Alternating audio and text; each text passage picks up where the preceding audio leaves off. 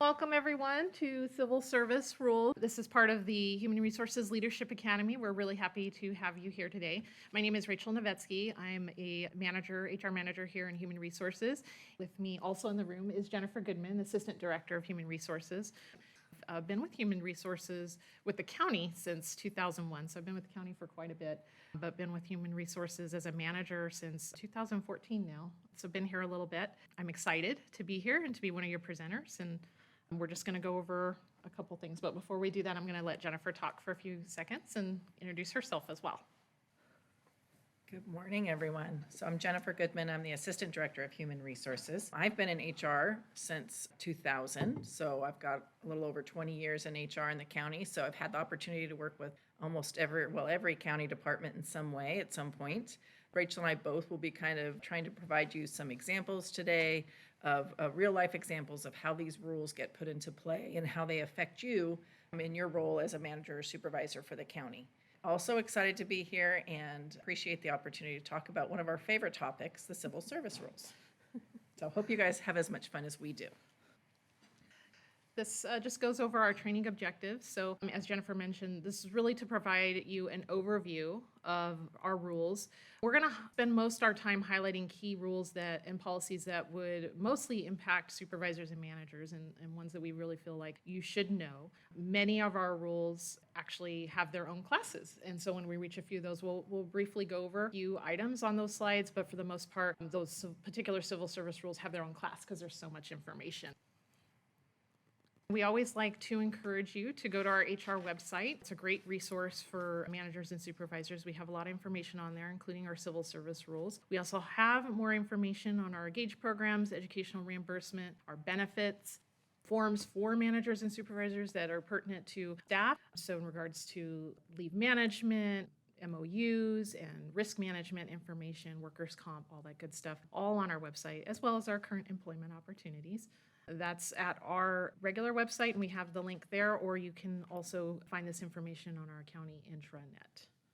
Our role in human resources essentially is to be just that, a resource to you. In regards to things like labor relations, risk management, EEO, employment services, these are all areas that we touch. The list is there. We're meant to be advisors to management, so to guide you. We don't expect you to be subject matter experts in a lot of these areas. We would encourage you to reach out to us if you ever have questions regarding recruitment and testing, class and comp, any of these things that are listed on here, so that we can kind of walk you through policies, procedures, programs that we have in place, and to help advise when you're then going around and supervising and managing your staff. These next couple slides just summarize the rules that we're going to be going over today. Again, we're not going to go in depth to every single one, but we're definitely going to be focusing on the ones that are going to be impacting you. I want to start out with a little bit of a history lesson. One of the common kind of questions we have is, we all know that sometimes the civil service rules can be a little bit frustrating, they're constricting, they really kind of tell us what we can and can't do when it comes to hiring. And so there'll be a moment in time when you're feeling as a manager or supervisor that you'd think, why do we have these rules? And so we want to start out with a little bit of a history lesson as to why there is even a civil service rules and that system in the county. Back in like 1940s or so, there was a nationwide movement to bring regulations and merit-based hiring systems to county, local, city, state governments. And it really was because there was a lot of experience of cronyism. Let me give you an example. In a large city, a new mayor would be elected, and then all of the supporters of that mayor who'd just been elected would get appointed into all of the positions that were important positions or positions that paid well. And so the people who'd been in those positions would be fired, and then these new people would be brought in. And what really happened was that you had people who weren't qualified running departments or being appointed into positions. There was really this nationwide movement to bring some merit systems to these kinds of government jobs to ensure that it wasn't a political appointment, it wasn't a nepotism appointment, it was somebody who really had the background, the education, the experience, and the skills to do the job. As a result, throughout the country, these systems were put in place. What ended up happening in our county is that I think it was in the late 50s, early 60s, the voters decided to elect to have a civil service system for the county. So the constituents were actually the ones who approved that we have a civil service system. And then the rules were eventually developed and approved by our Board of Supervisors. So at this point, we can change rules, but we can't eliminate a civil service system without going back out to the voters. That is kind of what the history lesson of why we got here. And really, when the rules were designed and when they were crafted, they were all crafted under this concept of this merit-based system, so that it was clear who would what do you need to have to qualify for these jobs? What skills do you need to have? It was ensuring that if you were fired from a job, it was because of you earned it rather than it was some kind of a political whim or a nepotism issue. So it really indicates that to be hired, to be promoted, to be transferred, all of this needs to be based on a merit system, qualifications for the job. The commission is responsible to ensure that there's some oversight of the human resources in the county departments as they're implementing these rules in the county when it relates to hiring, termination, and all of that. So evaluations. So the commission meets once a month. The commission has 5 members. The commission meets on the second Wednesday of every month. The meeting is at 2:30 in the afternoon in room 146 in our county administration building. And as I said, the commission is responsible for the oversight of our civil service rules. The rules, they do things like they can change the rules themselves, so they can approve rule revisions. The county's Board of Supervisors always does a final adoption of the rules.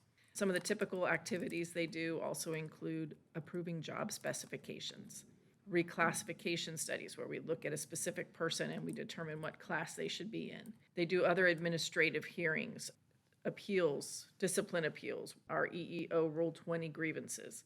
One thing they do not have is the authority to designate salary. So whenever they're looking at activities, they're really looking at job duties, job qualifications, and they're not looking at salary. The salary piece is really something that happens later. I do encourage you at some point in your career, if you have the ability, as a manager or supervisor, you may learn something by attending the Civil Service Commission. There may be some point in time where you actually have to be at the commission because of one of those hearings or appeals. So sometimes having seen how the commission works or the types of question they ask can be a benefit to you. So I do encourage you, if you see something on one of our agendas that looks interesting and you think you'd like to attend, encourage you to attend. You also can actually now watch it remotely. You don't have to come and visit us in room 146. So encourage you to access those, and so you can learn a little bit about the commission before at some point you may actually be called to actually have to be there. So now we're going to start talking about the specific rules themselves, and we're going to start with Rule 3, which is about classification plan. And so classification is really kind of the foundation of a lot of the other civil service rules that you're going to see. Basically, what this rule says is that every position should be classified. And when we classify them, we basically create a job specification which defines the duties, the roles, the responsibilities of the position. So when you think about it, we kind of group positions together with like and comparable duties with one job specification. Most common class we have out in the county, and one that I think everybody can kind of relate to, we have our clerical positions of office assistant and senior office assistant. Those are our entry and journey level clerical classes. And there's hundreds of those incumbents or people throughout the county, or positions in the county. They all don't do the exact same thing, but the scope of the work is similar. And so for convenience, instead of having 800 different classes, we group them together into like positions where the same types of qualifications will qualify them for an entry into that classification.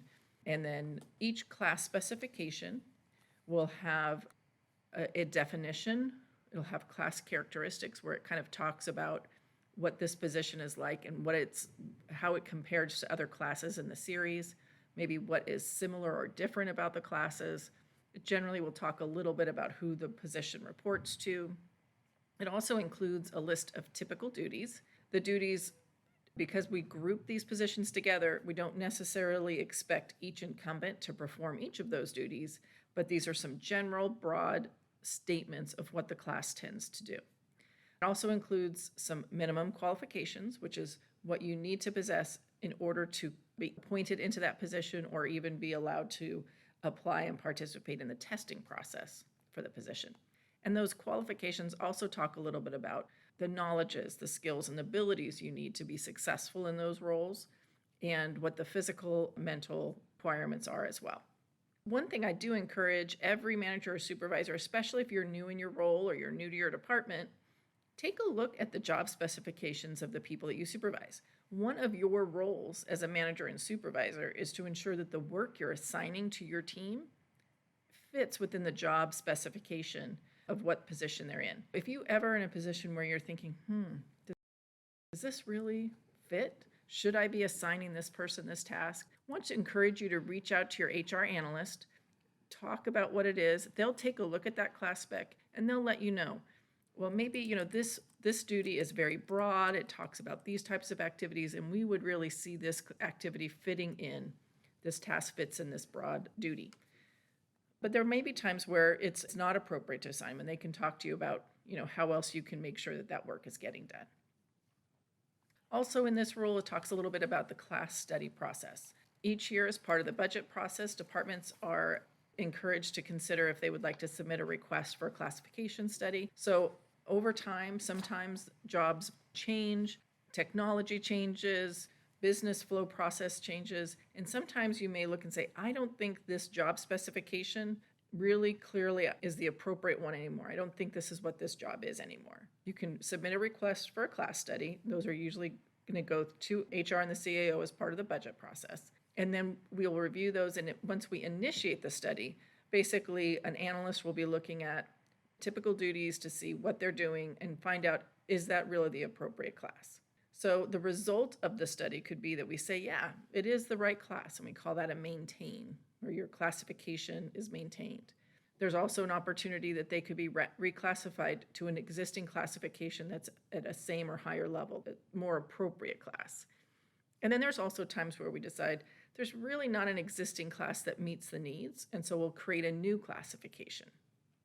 All of those results get presented to the Civil Service Commission, and then if the commission approves them, the incumbents have the right to appeal that, and then once that appeal process is complete, the findings of those studies are presented to the Board of Supervisors for a final adoption. I'm going to move on to Rule 4. See, we're just flying through these rules. Rule 4 is about employment standards. This rule, it really is kind of where it starts a little bit. The HR role is really defined here, and it talks a lot of where we start our processes for recruitment. So it talks about how applications are submitted when somebody wants to apply for a job with the county. An application has to be submitted on time. This rule does allow us to require all applications to be submitted online. We do that at certain times where there's maybe a process that needs to move quickly or one where computer skills are an essential part of that job. Other cases we won't. We'll say we'll still take those paper applications and process those. This rule also lets us say that we can set some standards for health and physical ability. Some of you may have gone through a pre-employment physical as part of your hiring process, your onboarding process. This rule talks about the fact that HR and the commission can work together to kind of set these standards and then require people go through those pre-employment physicals to ensure they have the abilities to do the essential function of the job. Also talks a little bit in this rule about special recruitment and selective certification. Earlier I mentioned that each job spec has MQs, minimum qualifications, that are listed as the education and the experience you need, special licenses and certifications that you need to have in order to qualify for the job. There are times when these broad classes or these broad qualifications may not really fit the need of a specific position in a department. So this rule allows human resources to work with the department to authorize what we call a special or selective recruitment or certification. Basically, what this allows is us to narrow the pool of those who qualify and really to focus on a specific area of background or experience or skills that we need. The most common one that you guys probably all can relate to is we have bilingual requirements. So as we're serving our constituents in the county, there are times when we need employees who can speak specific languages to be able to provide those essential services. So this allows us to selectively certify, which is kind of picking people from the existing eligible list who have those skills over somebody maybe who scored higher than them but doesn't have those skills. It also allows us to say only those who have this special skill will be allowed to be qualified and and participate in the testing process. Another example you may see of this is something like a management analyst too, which is our journey level fiscal analyst in the county, can do some programmatic work as well. And so there may be times where we say, this person needs to actually have experience with budget. While generally somebody who has other administrative analytical work to qualify for an MA2, for a specific job, we can say you need to have a background in budget in order to qualify. So that's how we selectively recruit or selectively certify those skills. This rule also talks a little bit about disqualifications. So this rule outlines reasons that a person who may meet those minimum qualifications we talked about not be allowed to participate in the testing process or not be allowed to remain on an eligible list or a certification. And those reasons for disqualification are listed in the rule. Some of the common ones that you might see is somebody who's been recently fired from a like position in the county, somebody who has failed a recent background check or a drug screen. Those may be reasons that a person could be disqualified. Okay, the next couple of rules are actually going to go over the recruitment process. A slide here is just to kind of give a broad overview of what's coming up. So as a manager or supervisor, you will be in a position where if you get a vacancy in your department, you need to fill the position. So we have a applicant tracking system called Job Apps, which we use when we conduct recruitments, but is also the platform in which departments have the ability to submit what we consider a requisition, which is the formal request to fill a vacancy. Now, you specifically may not, in your department, be the one filling this out. You may be working with your department processor to submit the request for you. Either way, this is an electronic request that is sent to Human Resources to let us know that you have a vacancy that you need to fill, and that you are notifying us of who the former incumbent was or when the position will be vacant and how you would like to fill the position. So there are a couple of ways to do this. Multi-allocated promotional opportunities. We have a couple of classifications within the county that are considered multi-allocated. Probably the most common one used by all departments is the senior office assistant. It's multi-allocated and has an entry level as an office assistant position. And oftentimes we'll see where departments request to fill their position as an office assistant. And once it's filled, as the employee goes through their probationary period, and if they're successful in working at a more journey level, then they can promote to senior office assistant within their own position without a new recruitment needing to be conducted. So just that's one very basic example of a multi-allocated position. If you ever are unsure if your vacancy is multi-allocated, you can certainly contact Human Resources and we can kind of walk you through that and give you options on how you can fill the position if you wanted to do entry versus a journey level. And then the next couple rules are also going to talk about promotional types of recruitments, whether or not we do an open, departmental, or county-wide. And again, we're going to go into a little bit more detail here in a few minutes. There are also is an ability for departments to consider what we call lateral transfers or demotion transfers, voluntary demotions, basically. These are transfer applications that are submitted at any time. Any employee can submit transfer applications for a classification. They come directly to Human Resources, and because they're not tied to recruitment, we review to determine that they meet the minimum qualifications. And depending on what the classification is, we may notify departments to let them know that we have applications for transfer. I'll just use Human Services Agency as an example. If someone puts in a transfer application for, let's say, eligibility worker, we know that that classification is only used at Human Services Agency. So we may notify them that we have internal or other county-wide employees who have submitted interest in transfer opportunities. Or we have individuals who are maybe looking for a different career path and they want to voluntarily demote. And so they put in a transfer application in for something that is either equal to or less than the salary that they make now. Human Resources does all the evaluation on whether or not someone qualifies for that. In both those instances for transfers, I just want to point out that, these are applications that departments can consider prior to us referring formally from an eligible list. You cannot look at transfers that are not within your own department once we certify officially from an eligible list, which we're going to also go into a little bit later. But we do have departments on occasion who submit requests to see transfer applications, usually for our clerical level positions. It doesn't tie you to having to hire from transfers, and it also does not impact the number of eligibles that you could receive once we refer from an eligible list. So those are a couple options. For employees, because they can submit these applications at any time, they do receive notification from HR that we have their application, whether or not they qualify for it under the rules for transfer. We do not, in the human resources, because they're not on an eligible list, we do not actively encourage referral or what have you. It's usually we're looking for the department to tell us they're interested in considering transfers. And then also recruitments for temporary, part-time, and contract positions. So there may be times where you have seasonal work, or there are maybe some staff that are out on leaves of absences, and so you just need, for a set period of time, some temporary assistance. We can also do temporary recruitments for similar classifications. Now, one of the most common questions we get is if you have a vacancy and let's say it's a pretty key position, what do you do in the meantime, right? So that is when, as a supervisor, you're going to look to your existing team to see if potentially working above class is an option. And criteria under working above class really falls under the MOUs. But one of the things we like to point out is that additional volume of the same work that is within the scope of the staff who are still here does not constitute work above class. Work above class is meant to provide additional pay for employees who are working outside the scope of their current job classification. So you really want to make sure that, one, you know the classifications of your staff when you're assigning work, and two, if you are trying to fill a key position in which some things need to get done where it would fall outside the scope of that we are looking at whether or not work above class qualifies. There is a form for that, a human resources form. It's on our website, so departments would fill that out and you would give that to us to evaluate. Now, you should not start a work above class assignment until human resources lets you know whether or not it is an appropriate assignment. So I want to stress that, because a lot of times, especially when it's busy and depending on the vacancy, we want to try and just get that work done, especially if you know in advance that someone is going to be leaving and that it's going to require a review of that. As soon as you know, start having those conversations now, and human resources can walk you through that.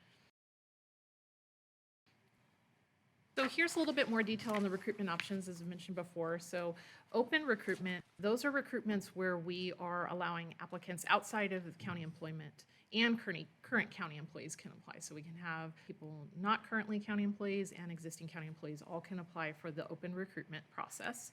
Promotional recruitments are limited to applicants that are currently employed with the county.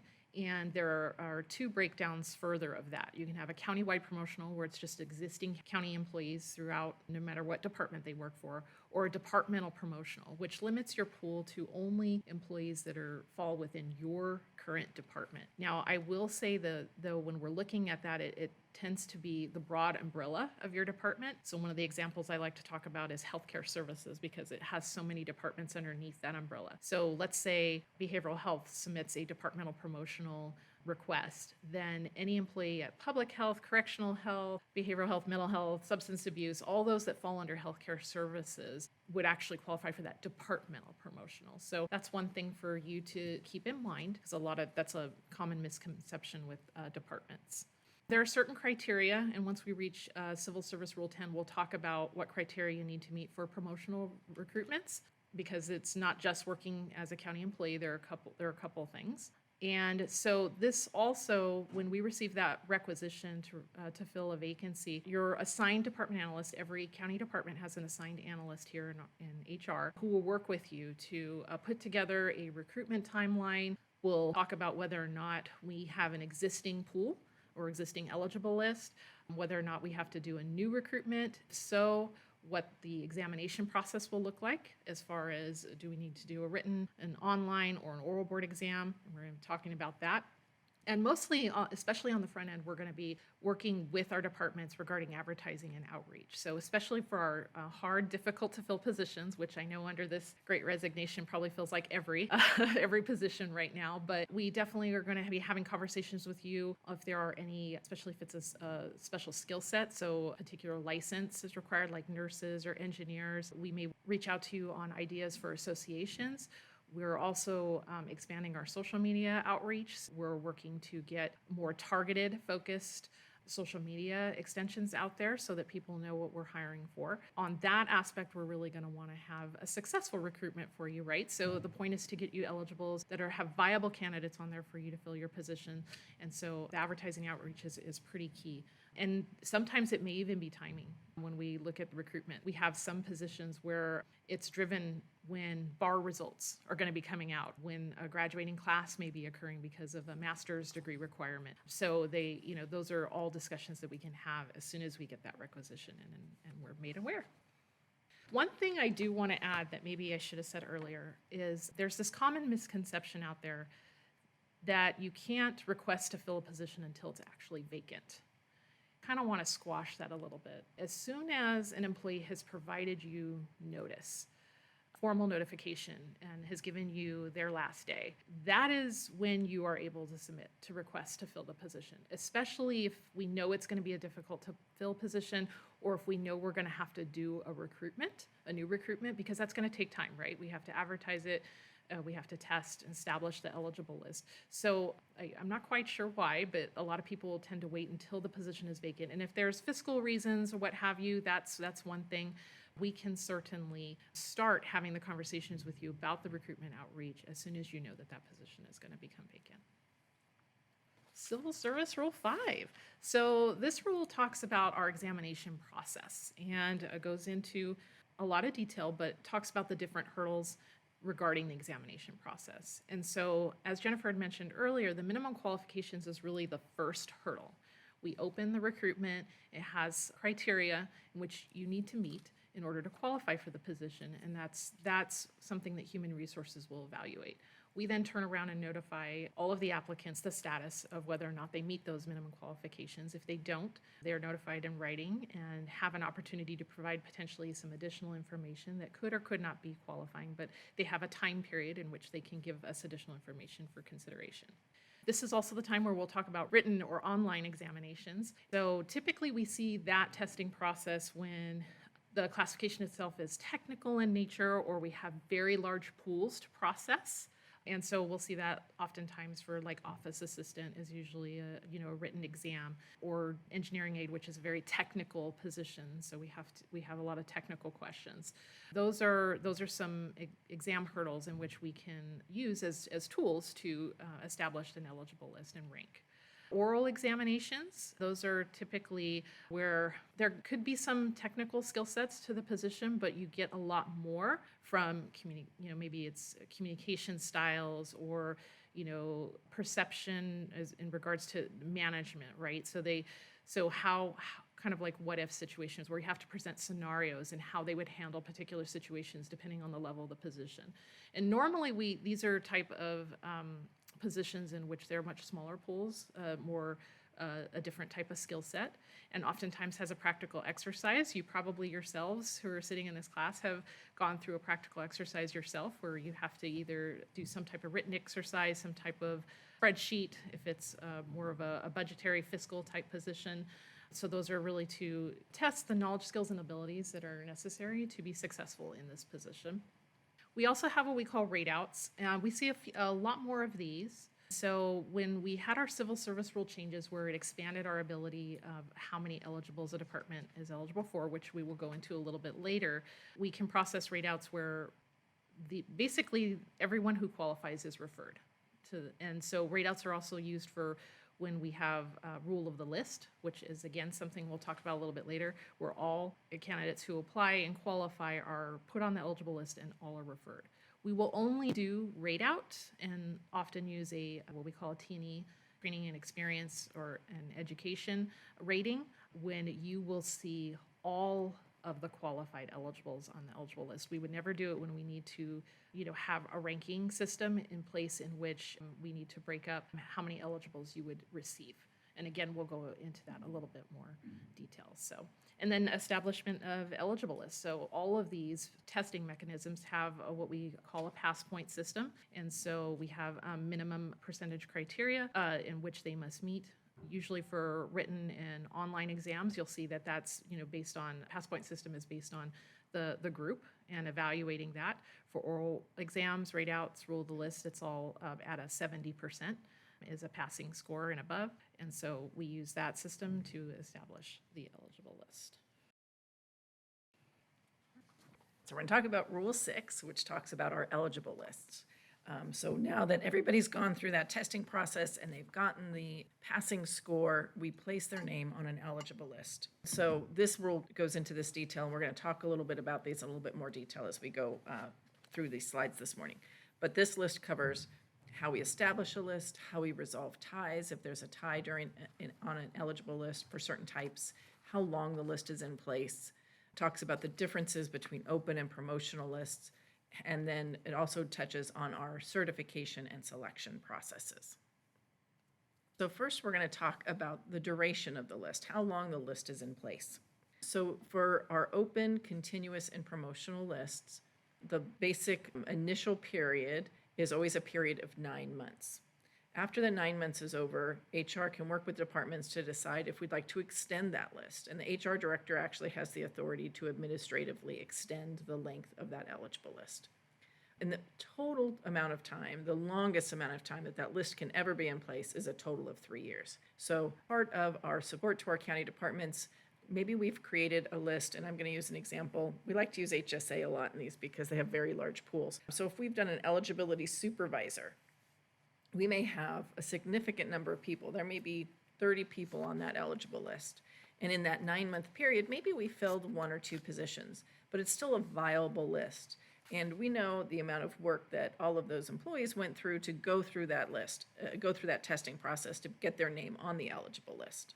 So we may be working with the department to say, hey, we'd like to extend that for 6 months, or maybe 3 months, or we can even do it month by month depending on the eligible list. But that process to extend the list can never let the list be in place for more than 3 years from when it was originally established.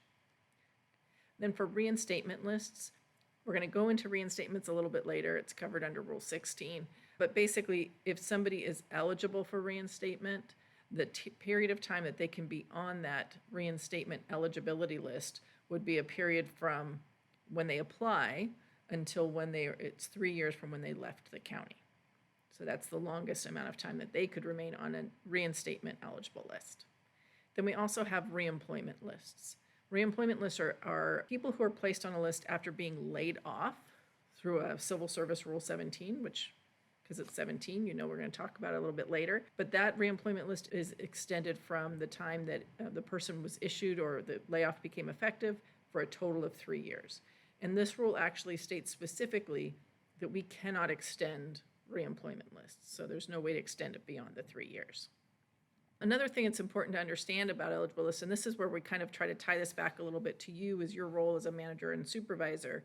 Rachel talked about, you get a vacancy and you submit the requisition, and maybe you're doing all this advanced planning and you're trying to decide what kind of testing do I want to request or what kind of advertising am I going to suggest.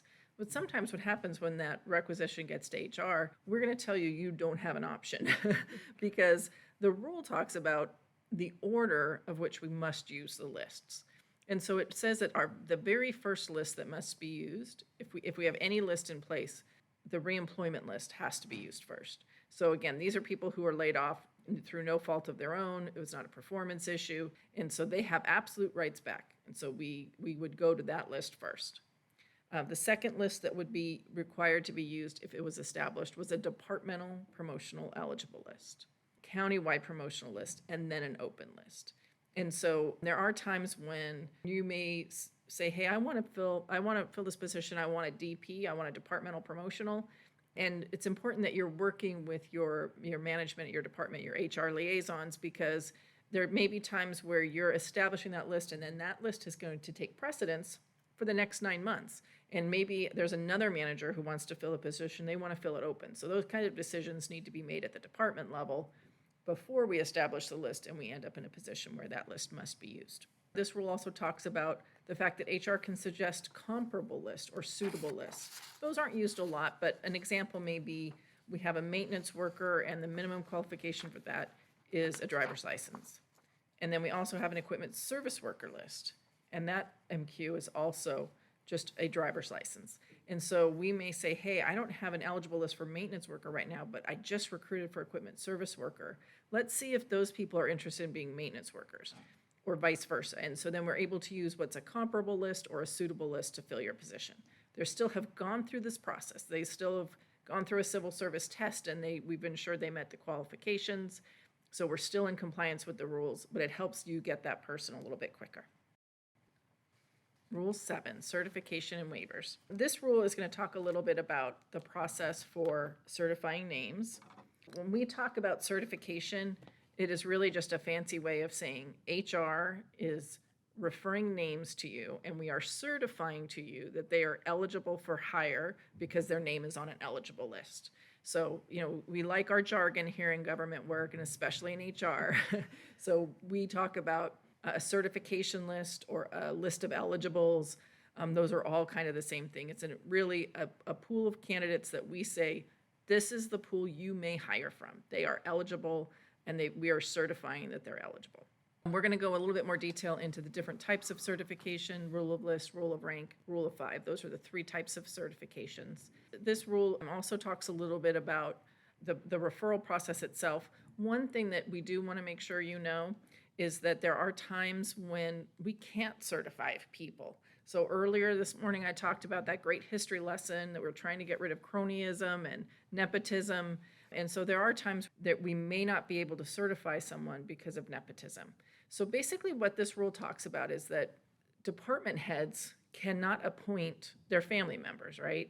And so, and that kind of is logical. It makes sense. It's not just in government settings. A lot of private sector positions can't be appointed to a position where you're going to be working directly with your family members. But it also talks about that HR shouldn't even certify a person. If they were selected, it would result in a nepotism relationship with either the department head or with somebody else who would be their supervisor or overseeing their work. And it goes on to talk about what types of relationships. And so we're going to show you a part of the relationships which we would consider problematic from a nepotism standpoint. So hopefully you can all see our chart here. So it starts out the center, the person making that selection, the hiring manager, or the department head, if it's the department head, that first degree of relationship. So that would be, your immediate family, a parent, a spouse, a child. The second degree would be siblings, grandparents. And also, these also include in-laws, right? So if I have a brother-in-law, I would not be able to select them for a job. The third degree, nieces, nephews, aunts, uncles, and great-grandparents and grandchildren, which I guess we could have those in the workforce, but probably not very common. And then the fourth degree, and that yellow circle on the outside, those are cousins. This Civil Service Commission has approved this chart and has indicated that when we look at nepotism, we're going to look through the third degree. The fourth degree, a cousin, is a relationship that the commission felt was a far enough separation that it was not an issue when it came to a nepotism appointment. Okay, and then this rule also talks about waivers of certification or why somebody could be removed from a certification list. So the rule does talk a little bit about HR is required to notify people that they've been certified. So we have to send them a notice, and a person can waive that interview 3 times from the same department and not be removed from the list. Anything more than that, they would be removed from the eligible list. And I think, it kind of makes sense if somebody is really actively looking for a job, we want them on that list because we're trying to fill positions. But if somebody's is just kind of going through the process and they're not really earnest about it, we don't want them, kind of taking up that process or having, departments having to reach out to people and have them say not interested. So we want to make sure that the people on the list are really earnestly looking for appointment into those positions. You could be removed, however, if you are given an offer of job and you turn that offer down, so you decline the job, or somebody could be removed from a list if they do not respond at all, or they do not show up to that interview. So those are the types of things that typically get people removed from an eligible list. They don't respond, they don't interview, they don't show to the interview, or they decline the job. And the departments then are also responsible to provide that information back to HR about what was the result of your interview process. So we have an online applicant tracking system that facilitates that referral of names, that certification of the names. And so in that system, we're going to ask you to update the stats on it and let us know what actually happened. So Joe Smith interviewed, but Betty Sue declined the job. And so we get that information back, and then we maintain the eligible list based on those results. So now we're going to talk a little bit about the certification process, how many names people get, because that's always kind of of great interest to you as managers or supervisors. And so the first two rules that we're going to talk about apply to open competitive recruitments. Okay, so the first one is rule of the rank. And the rule of the rank basically says that you're going to get a minimum of 10 names to fill one position. So the way that process works is HR goes through the top ranks of the candidates, and we go rank by rank until you get a minimum of 10 names. If you're filling more than one position, we'll give you additional names. But that's the general rule, that you get 10 names to fill one position. A rule of the list is a special classification, well, it's a special designation that is approved by the HR director. And these are generally professional in nature, and they require special licensure, certification, or completion of a specific degree or program. So an example of this would be registered nurses or civil engineers or master's level social workers, where we may certify the entire list to the department. Typically, this designation isn't granted unless there's a large number of vacancies, limited pools, and we're trying to facilitate the process in a way that gets the candidates to the department so you can, interview everyone, capture those candidates before maybe they go to another organization. So we're hoping that that helps to kind of facilitate the process, make it more efficient, so you're able to hire. There's the other type of class that we tend to see this for is for our law enforcement positions, where we are asking candidates to go through many, many hurdles before they're selected. So for a law enforcement position, I'm going to use an example of our deputy sheriff's trainees. They go through a physical agility test and a written exam before they get placed on the eligible list. And then once they're on the list, they go through like an orientation. They have to do a background process that includes a lengthy personal history statement. They go through a psychological evaluation, a physical exam. I was going to say a voice stress analysis, kind of like a polygraph type situation. So there's many, many hurdles for them to go through. And as a result, it's more efficient for the departments to be able to process people in large groups. So if they pass that physical agility and the written exam, then the entire list is sent to the department. And so it allows them to process people in kind of large groups and hopefully be more efficient at filling their positions. One thing I want to talk a little bit about, the rule of the list. Everybody gets a score of 70. We end up with one big, large rank. Everybody's tied, everybody gets referred. On rule of the rank, we actually create ties within the rank. So this is only used for open competitive exams. And if somebody passes the exam, we round their result, their score on the test, to the nearest whole number. So an example of that, if I scored a 76.50 in my oral examination or on my written exam, as the list is being established, HR rounds that score to 77. Also, same example here, if I have a 77.20 on that exam, it would be rounded down to 77. So both of those results end up with a score of 77, and those two candidates would be tied. So when we talked before about we're going to certify a rank at a time until we get to 10, some ranks can have one person in it, other ranks can have many more. Sometimes it depends on how many applicants we have, or kind of how you can imagine for people how they score on a test, that those old bell curves. When we get to the point where there's a large distribution of people, there may end up being a lot of people rounded into the same whole number. And as a result, when you get that list, it can actually be a lot more than 10 because of those tied scores and how many people are in each rank. So this is kind of an example of it to make sure that sometimes a picture is a lot easier to understand than me explaining rounding up and down. And so this is an example where we have more than one person in each score, so each rank, where you can see the ranges in each of these boxes here. A 96.5, any score between that and 97.4 is going to be rounded to 97. We have 3 people in that rank. Same is true for those other scores that we're showing you. And so because somebody is going to get 10 names to fill one position, in this case, we actually end up getting to 4 ranks, right? We'll certify all 4 ranks. And I think it ends up being 11 instead of 10. So you got more than the minimum of 10. But the third rank, if we had stopped there, you wouldn't have gotten your minimum of 10. So we go ahead and certify that next rank to ensure that you get a minimum of 10 to fill one position.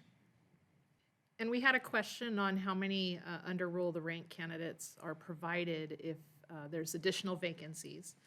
The rule actually talks about that you're eligible for 9 plus the number of vacancies. And then if you're filling 8 or more positions, you will get 2 times the number of eligible certified to you. The 2 times example is super helpful when you're filling a lot of positions. So again, going back to HSA as our favorite example, eligibility worker, they'll hire sometimes 20 or 30 eligibility workers at one time. If we went by that rule of rank where they got 10 and we added 1 for each additional position, they really wouldn't get that many more names than positions they needed to fill, right? They would basically get, if they're filling 30 positions, they would have 39 names. And so this way, if they're filling 30 positions, they get at least 60 names. And then again, because we're certifying the entire rank with ties, sometimes it could be a little bit more than that, which is a little bit more helpful for them as they try to fill those large induction classes of eligibility workers. Okay, now we're going to talk about Rule of 5. And Rule of 5 is the rule we apply when we're doing departmental and countywide promotional examinations. And so those type of recruitments essentially just means that there's only one person in each rank. So Jennifer just talked about rule of the rank where we basically round the numbers to the nearest whole number, so there can be more than one person in each rank. Rule of 5 kind of goes against that and basically says for promotional exams, there's only going to be one person in each rank. And so under Rule of 5, if you have one vacancy, then you get 5 names. The rule also talks about the fact that a full certification for promotionals can actually technically be considered 3 names. Have conversations with departments about that being a viable certification. But typically, especially if it's some of our larger departments where you're going to see more employees potentially applying and ending up on the eligible list, you're eligible for 5 names. And we do break the ties, so we're going to talk about that in the next slide. If you have more than one promotional position to fill, then it's the number of names certified to you will be the number of vacancies plus 4. Resolving ties, essentially this rule just talks about for departmental, promotional, and countywide exams, we resolve ties by first taking the part of the exam that had the most weight. So what we mean by that is there are some examination processes where maybe a written and an oral board are utilized.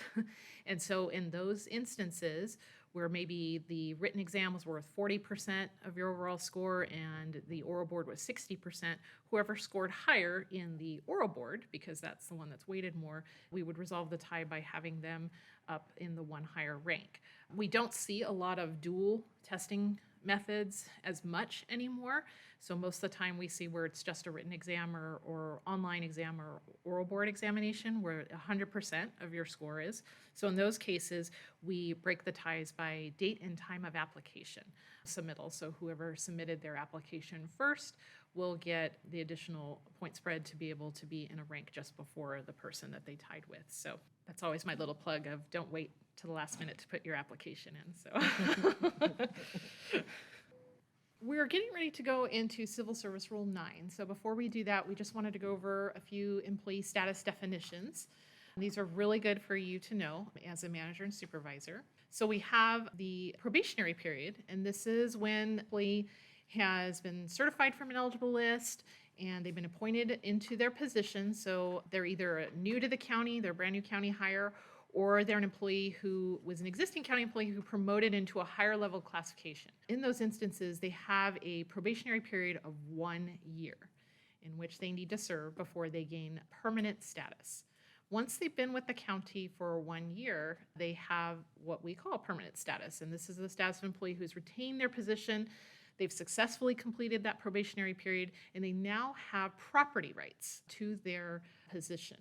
And we'll go into other rules in the future, Rule 18 primarily, where it talks about when you're working with employees regarding discipline issues or, when you're trying to put together performance improvements, areas that maybe need to come up from an unsatisfactory status.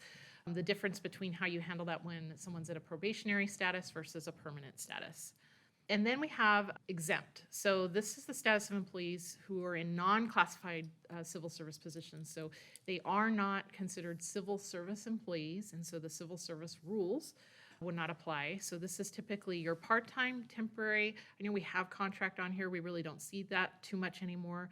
But also exempt classifications could be our elected officials, our department heads, and our senior management, so assistant department heads, deputy directors, anything that is actually listed under our salary ordinance. They have a list of classifications that are exempt from civil service.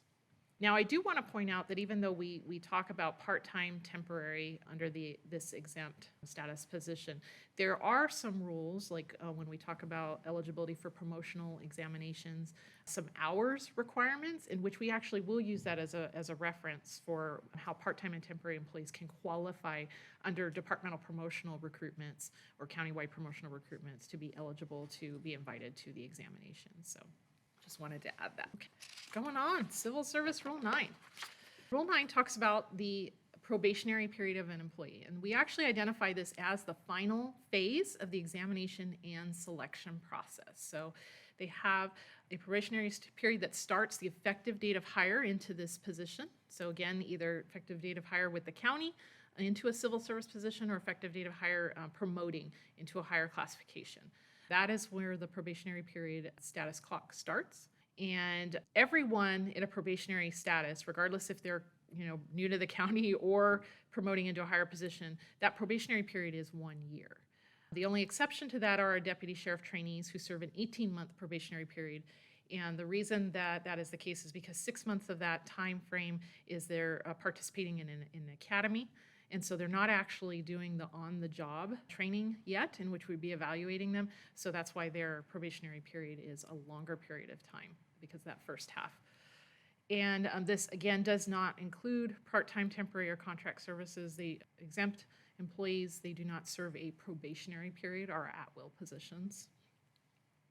So this kind of breaks down a little bit regarding how someone can enter in a probationary status. So if it's a promotion, employees who are going to promote into a position while serving, and I'm going to read this and then I'm going to show you an example because this one's kind of confuses people a little bit. Employees who promote while serving a probationary period in the pre-promotion class will attain permanent status in the pre-promotion class after completion of 1 year of service in the combination of pre-promotion and promotion. And I have kind of an example of that, I think, on the next slide, so I can show that to you. Or we also have the situation where employees can voluntarily demote. So we sometimes have individuals who choose to voluntarily demote. Maybe they want to go to a different career path or something has changed in their life for whatever reason. It's voluntary, it's not performance related. They can voluntarily demote into a class that's equal or less salary to a classification that they qualify for. There's a position available and they're hired into that position. And if they voluntarily demoted before they completed their 1 year probationary period, then they will finish out that 1 year in the class that they demote down to. Here's the example I was talking about for that rule. So let's say we have an office assistant and that we've hired, and 7 months into being an office assistant, they are then picked up as a eligibility worker, hired into that position. Once they enter eligibility worker, they have not been an office assistant for a full year. But you can see from the blue and the green, once they're a few months into their eligibility worker classification, the combination of the eligibility worker and the office assistant is 1 year. And so they gain permanent status as an office assistant once they reach that 1 year mark, finishing it out in the eligibility worker class. They still have to serve 1 year probationary period and as an eligibility worker, but they've gained permanent status as an employee with the county. And the reason I want to point that out is because, and the reason I use this example is because eligibility worker has an induction training. It's an intense training that you have to go through as part of the probationary period for that. You have to maintain a certain level score set in order to be successful in your probationary period for that position. But let's say someone is able to be successful as an eligibility worker up until, they get into like month 6 of eligibility worker, and then they fail probation. Well, this isn't a release out the door situation. This is where you're going to want to contact Human Resources to ensure, because even though it is a release from probation as an eligibility worker, they now have property rights, permanent status rights, and have rights back to being an office assistant position. So consecutive 12 months gets you permanent status with the county. Each classification in which you're hired and promoted into, you serve the 1-year probationary period. Hopefully that makes sense. I tried to do it with the chart so that, clears that up. We also have situations where we may have probationary employees who are transfers or even layoffs. And so in those instances, we have maybe a office supervisor who's a probationary employee, and they transfer into another classification. And for transfers, the way we define that normally is where it's this equal salary, or again, lower, could be a transfer demote. And as I mentioned before, they finish out their 1 year. And so I use office supervisor example because we have 3 classifications that are exactly the same salary, exactly the same minimum qualifications, just the duties are different. Office tech coordinator, office supervisor, and office secretary. So let's say you have an office supervisor who decides, you know what, I think I want to transfer into an office technician coordinator, and there's a position available and they're hired into it. They will, if they were only an office supervisor for 6 months, they will finish out the remainder of their probationary period as an office tech coordinator 6 months, and they'll have the permanent status. And because that was lateral, same salary, they're permanent status in both positions. So.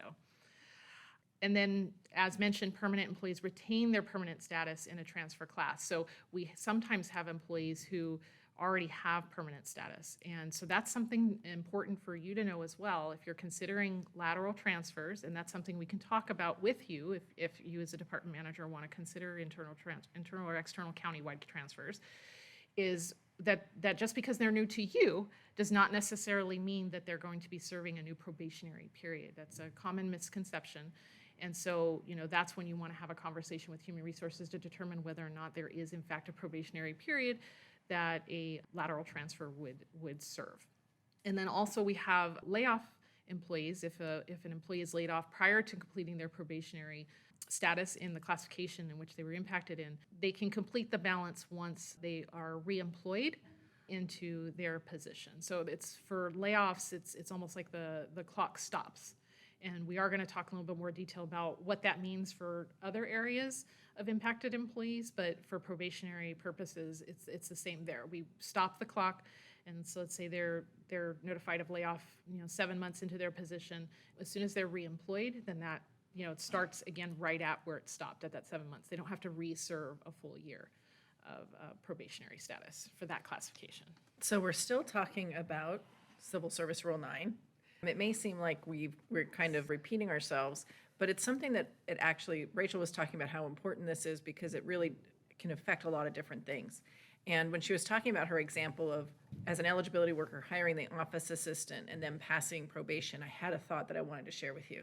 It's not uncommon when people are going through job search, they're looking for county employment, they may submit several applications at one time. And depending on when positions are being filled or how they scored on an eligible list, it may be they're being hired into a position and their most current employment is not on their application, right? So the time they applied with the county for these 2 different jobs, they were not employed at all.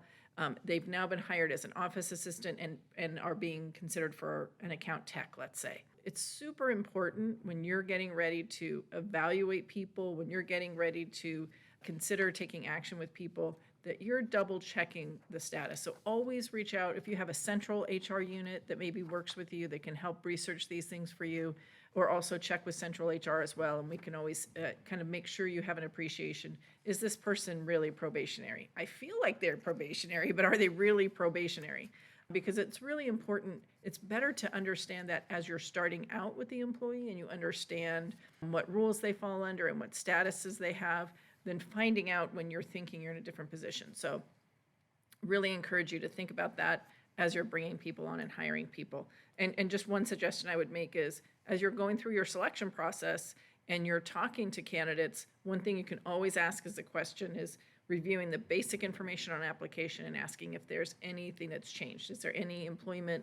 Are they still employed where they had listed as their most recent experience? Is there anything changed that you can note? And that can help you kind of understand a little bit as well. We talked a little bit about status after somebody promotes or transfers or demotes, but there's a couple other that we haven't yet chatted about. And one of them is status after reinstatement. Earlier, we talked about that a person has up to 3 years to return back to the county. And so this rule talks about that if an employee is reinstated into a class to which they had permanent status, and it's been within the first year from when they left, the employee will actually be granted permanent status. So they'll be reinstated into that position with permanent status. So they have to have had permanent status when they left, and they could not have been gone for more than a year. But then they'll be permanent. They will not serve a new probationary period. Okay. If it's more than 1 year, or they did not have permanent status when they left, then they will start a new probationary period. Also, this rule talks about status after a disciplinary demotion or suspension. So employees who are demoted under Rule 18, which is a separate class, we'll talk about it, very briefly, but basically they will have permanent status in the class that they're demoted into. And then any promotion should be done within accordance with Rule 10, which we're going to talk about in a minute. Rule 9 also talks about separation of a probationary employee. And I do want to spend a little time on this rule because I feel like this is one of those situations where we have a lot of urban legends out there that we want to kind of correct and fix. But Rule 9 does say that a probation employee can be separated from their position by an appointing authority at any time during the probationary period without a right of appeal or hearing. The separation has to be job-related. It has to be non-discriminatory. But what really it says is that they don't have a due process. So once you release that person, they don't get to file an appeal or have a Skelly hearing or go through any kind of administrative process to question if the release was appropriate. Rachel mentioned earlier that probationary period, it's the last phase of our testing process. It's a very important time. From a best practice standpoint, we really encourage managers and supervisors, you're bringing somebody in, you should be starting out their employment in that position with some expectations for them. You should say, this is the general position, this is the job duties. This is what our expectations for you from performance as it relates to this specific position. And you will know that you're doing well because you're able to do the following types of tasks, and you can do them independently with a low error rate. Or in some cases, if it's a caseworker position, it may be some case management standards, like the number of cases processed or the number of invoices processed in a week. Having those types of standards and things and expectations laid out at the beginning sets a good foundation for the employee, and it also sets a good foundation for you as a manager and supervisor. Because then as you're meeting with that employee and you're coaching that employee, you're always able to kind of refer back to those expectations that were stated. You're able to say, hey, remember I told you to pass probation, we expect that you can process so many cases with this % error rate. We're not there yet. And so how can I help you? What can we do to get your performance to where it needs to be? Because we all understand, we've spent already this morning talking so much about these rules and all the processes that it takes to fill our positions. We want people to be successful. As the employer, we also, under our civil service and our merit systems, we have an obligation to them to help make them successful. But we also want them to be successful as well, because we know what's in our best interest is having them be successful, performing those services, helping us meet our missions. As you're going through that process, if somebody is failing to meet those standards that you've laid out for them, you're able to then have some serious conversations with them saying, I'm not seeing this, this could be an issue. Your evaluation of them, we're going to talk about evaluations in a separate class in a little bit later, but the evaluation, is generally at the 4th, 7th, and 11th month during probationary period. So your evaluation can even highlight where they're meeting the standards, where they're not, and what they need to do to correct it. That way, when you get to the point where you're thinking you'd like to release them, you've had a lot of conversations on performance. And if you've been able to be clear and direct with them, there's no confusion, there's no surprise. They are anticipating, they know very well where they're meeting the expectations, where they're not. I will say, I've shared with you guys how long I've been in HR. I myself have had to release somebody on probation. It's not an easy process to go through, but I speak from real experience when I say, it is so critical to be able to have those conversations to say, the deficiency is so serious, you could lose your job. When that person hears that from you and is still not able to change their performance or their behavior, that's the issue, then it really helps make that decision so much easier because you know that you've really been fair to them, you've given them all the resources, you provided the retraining, and you've documented it all along the way. That way, when you pick up the phone and you call HR and you say, hey, I've got this employee, I'd like to release them on probation, the first question HR is going to ask you is, when did you hire them? They're going to make sure they're still actually probationary, right? We didn't have that situation where they came to us from somewhere else. But then they're also going to ask you, how have you documented it? What conversations have you had? And you'll be in a really good place to be able to say, hey, their four-month evaluation, I didn't really see an issue, so I didn't really address it there, but at the 7th month I did, and these are the counseling memos I've provided, or here's the emails that I sent to confirm all our conversations. And so you'll be in a place where that release will be comfortable for you, and HR will be very much in support of it. Now, I'm going to say that's the best practice world, right? And we know sometimes life doesn't really happen that way. And so when you're in those situations and you're feeling challenged, like, oh, this performance is an issue, I'm not sure if I should pass them on probation or not, please, please, please call HR right away.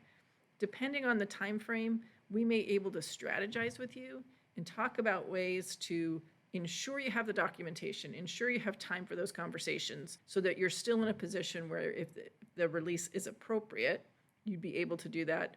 And there's some comfort in the fact that we have some documentation to it. I have a question.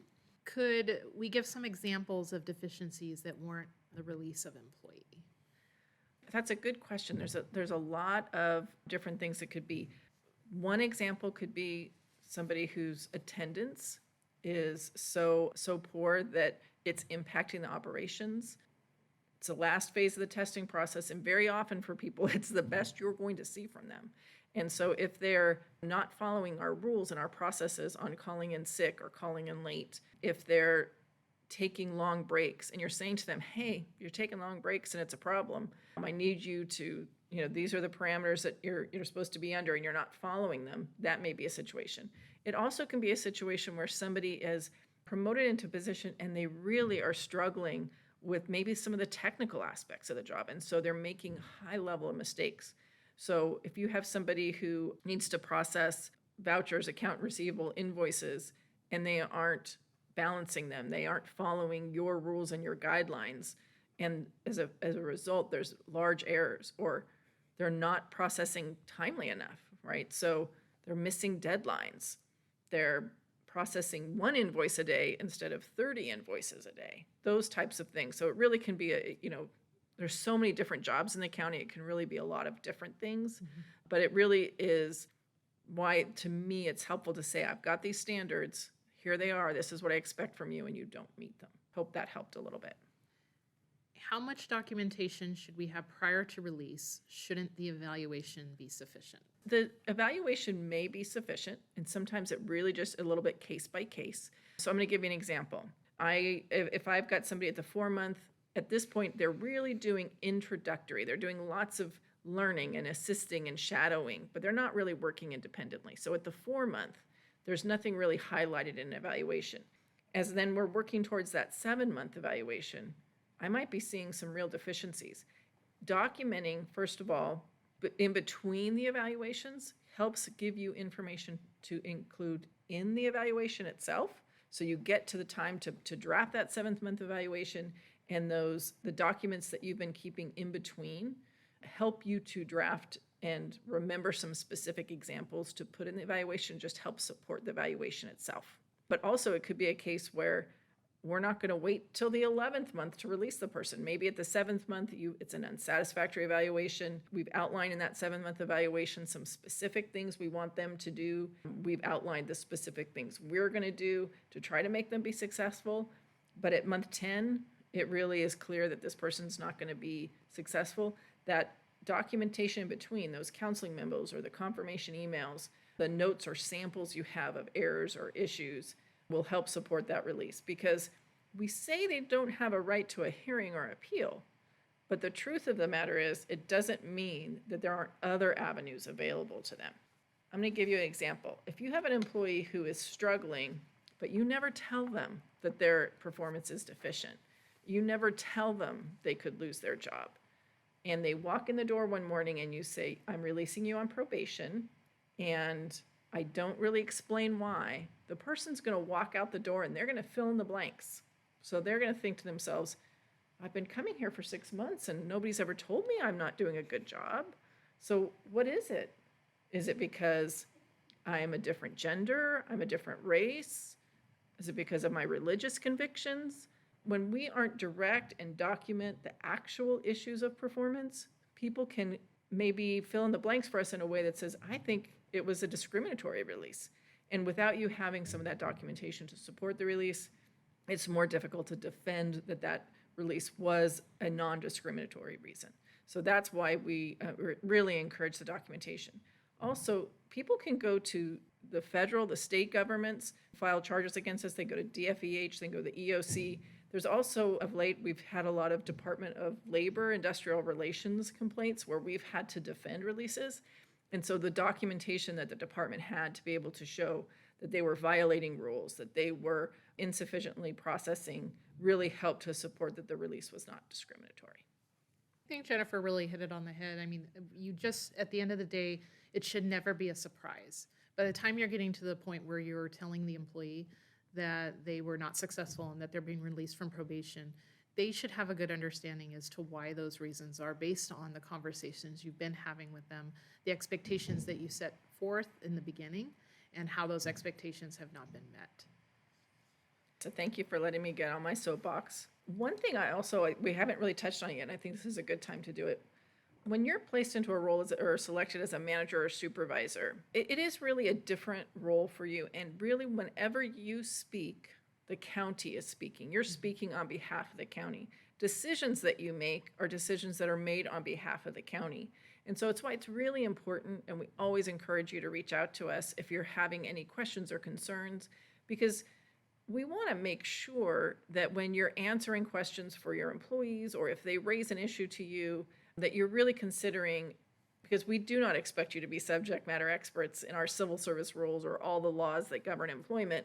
We want to make sure that the information you're providing is accurate, the decisions you're making are sound, and so you're not creating some liability for the county. In an earlier example, I talked about work above class, right? I said, if somebody comes, or should I be assigning this work to somebody?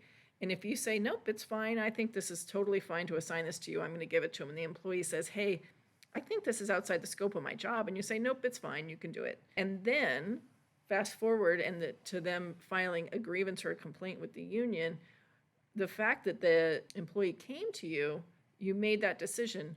We want to make sure when that decision is made, it's the right one. So it may be very well the right decision, but always are going to encourage you to reach out to HR to talk through those, so you feel like when you're making those decisions on behalf of the county, they're decisions that are, kind of well thought out, sound, and it's things that you just may not be familiar with because in your role, it's not something you see every day. Still on Civil Service Rule 9, I'm going to move forward. All right, so I think we're getting close to the end of Rule 9. Okay, so the employee talks about the separation of a probationary employee. An employee who has probationary status in the class but permanent civil service status may be separated from service only in accordance with Rule 16 and Rule 18. We are going to talk about those in a little bit, but Rule 18 is our progressive discipline rule, and Rule 16 is our automatic resignation rule. All right, so now we're on to Rule 10. Promotion or demotion. I know you're thinking, didn't we already talk about promotions and demotions?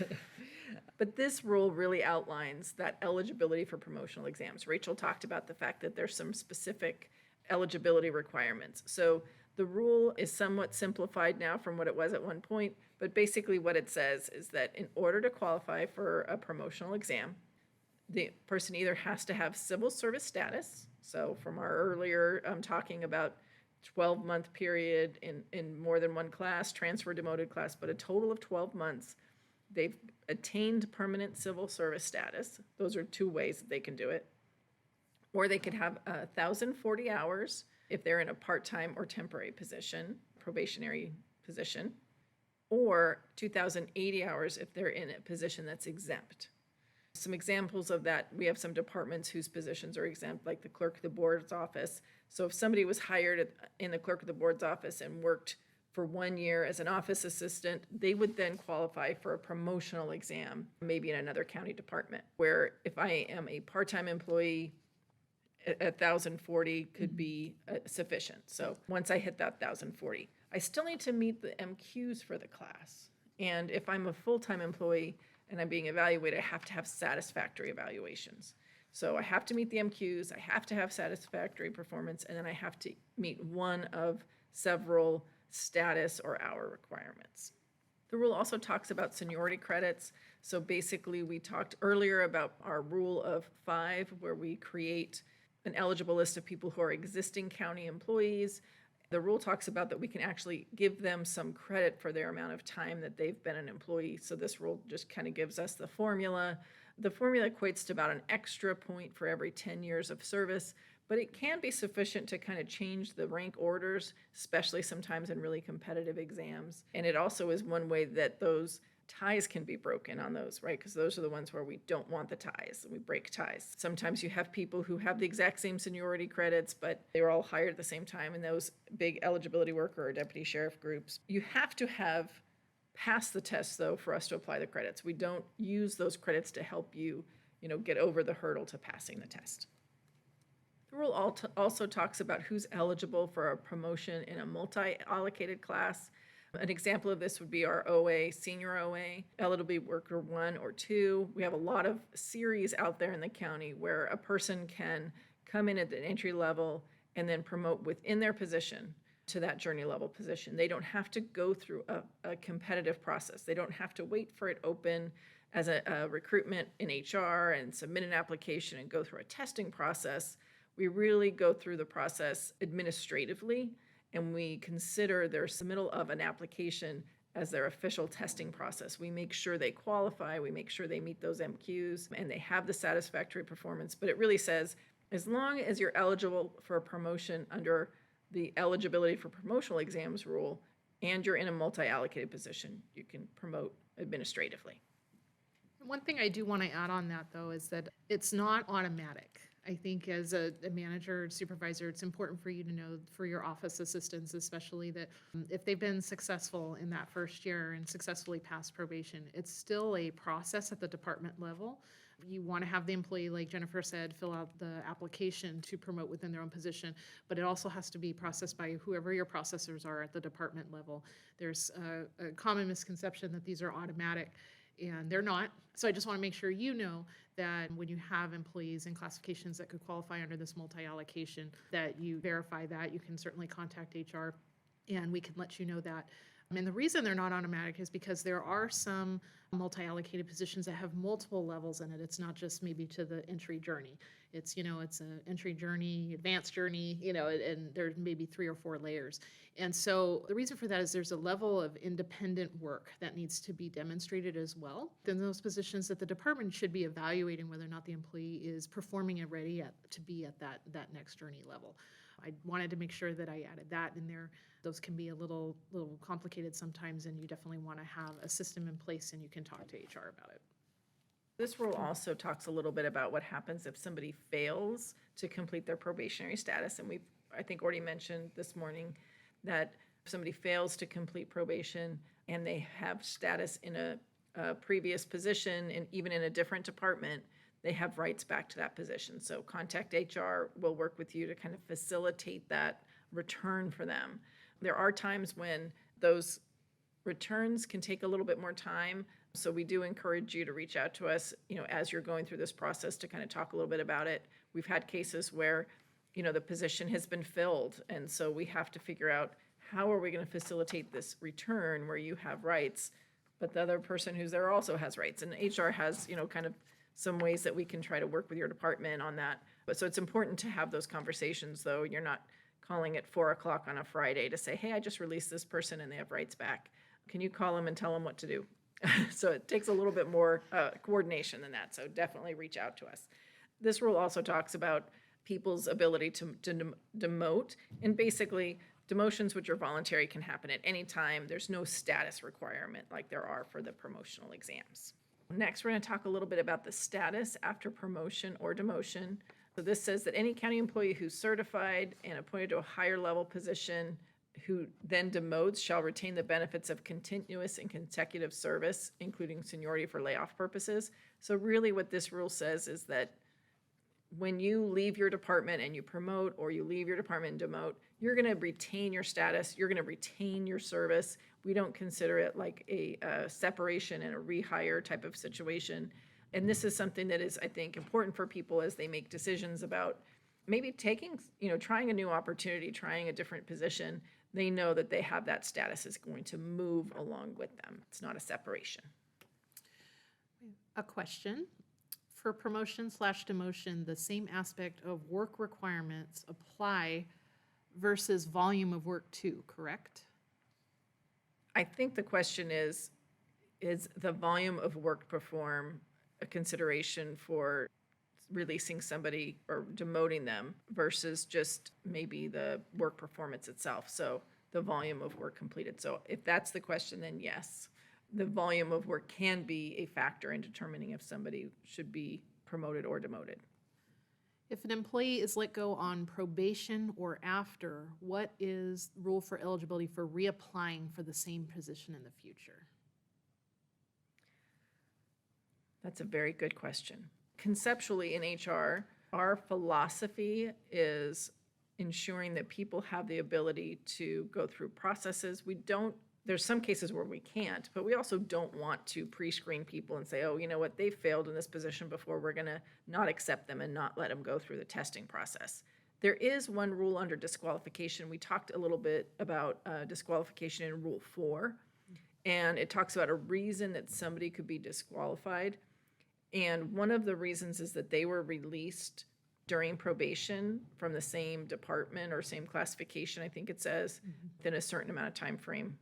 A year, 12 months, I think. And the reason we do that is really kind of came from feedback from departments. So let's say we have a person who applies to be a social worker, and they go through that probationary period, they're not successful.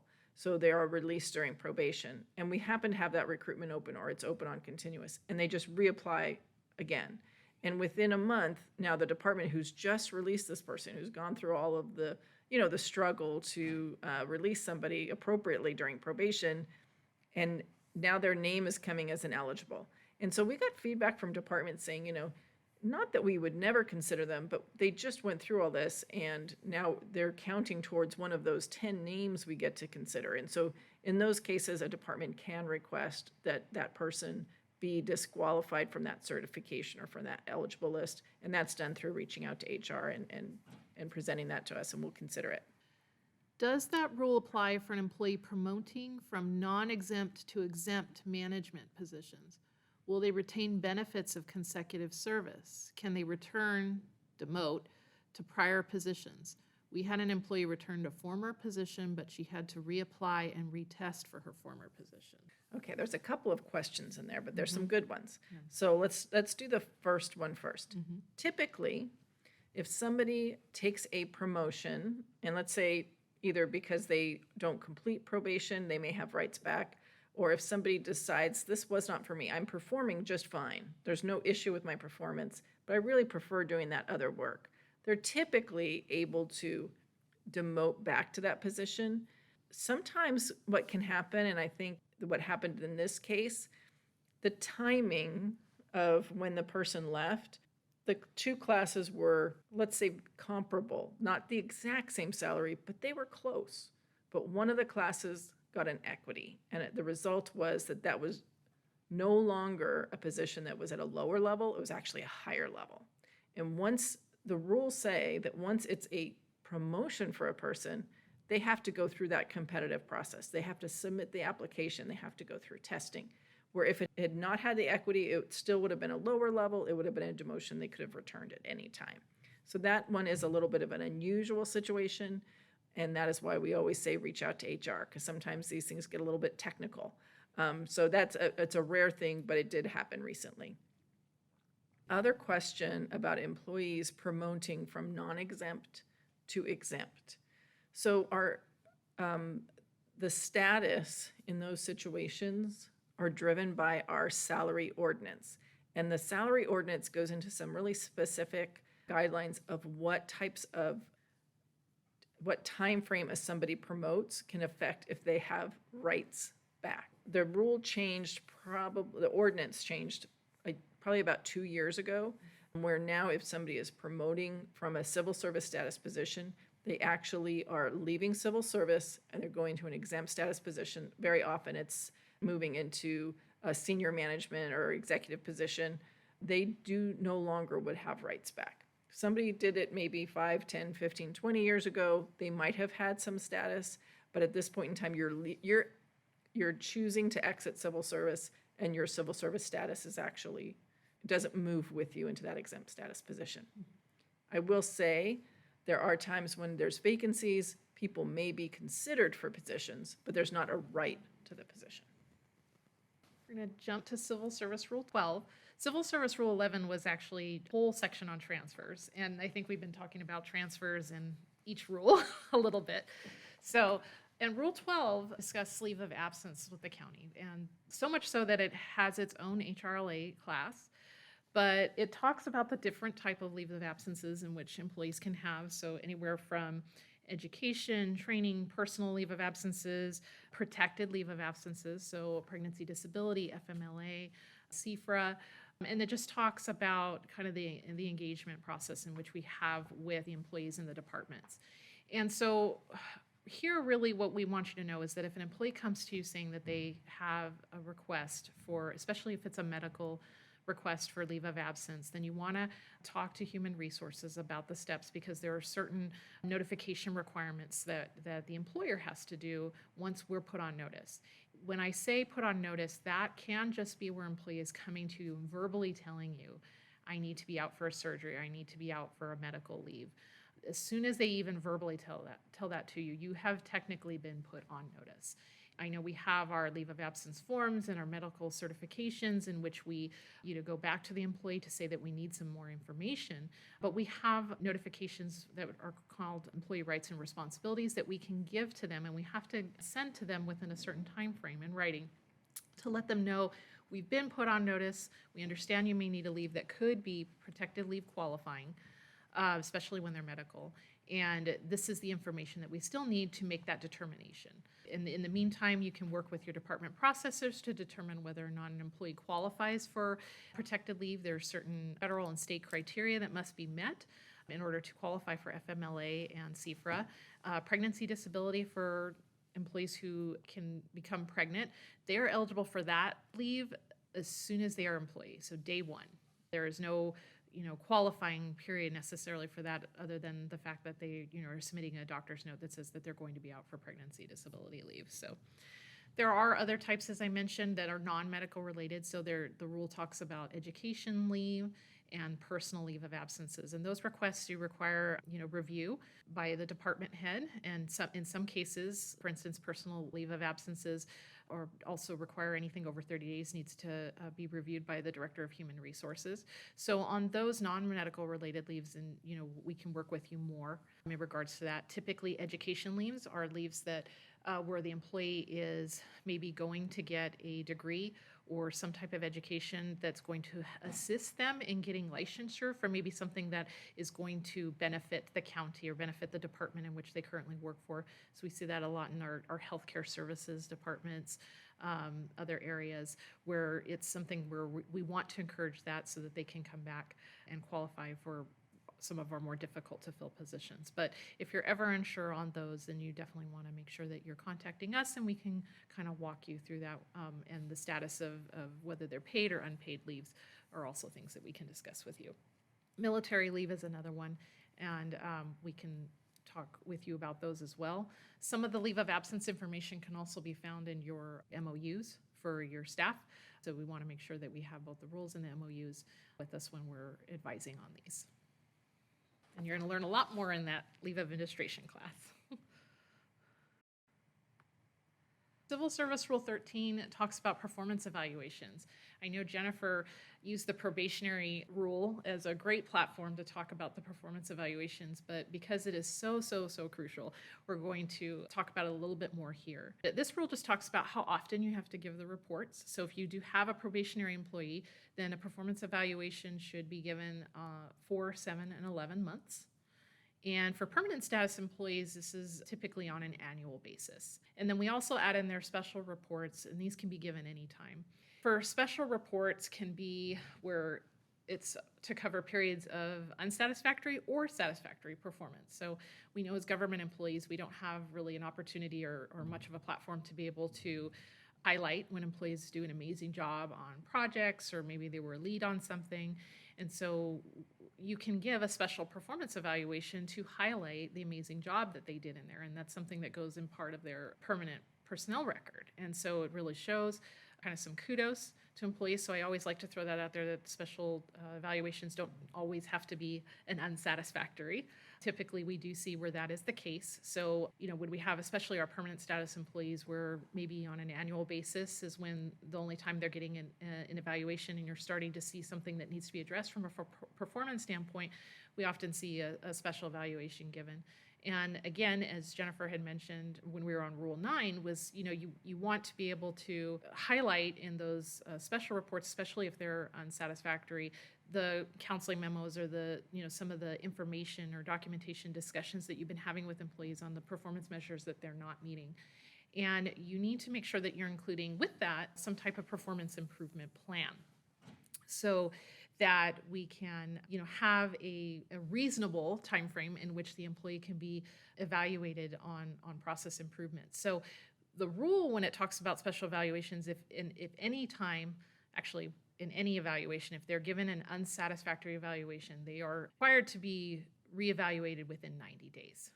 And the reason for that is anytime an employee is given an unsatisfactory evaluation, it ties to other things. So whether or not they can be granted a leave of absence that's non-medical related, they have to be in satisfactory status. So those education, personal leaves, those other types of leaves we were talking about earlier. You have to be in satisfactory status to participate in a promotional examination. So if an employee is given an unsatisfactory performance evaluation, we have a log, and it's actually in their job record.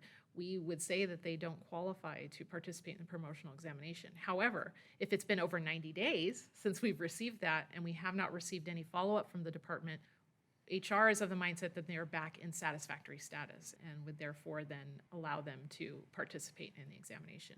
You also have to be in satisfactory status for transfers, promotions, reinstatements, restored to eligible lists, promotional eligible lists. So it drives a lot of things, which is why it's really, really important.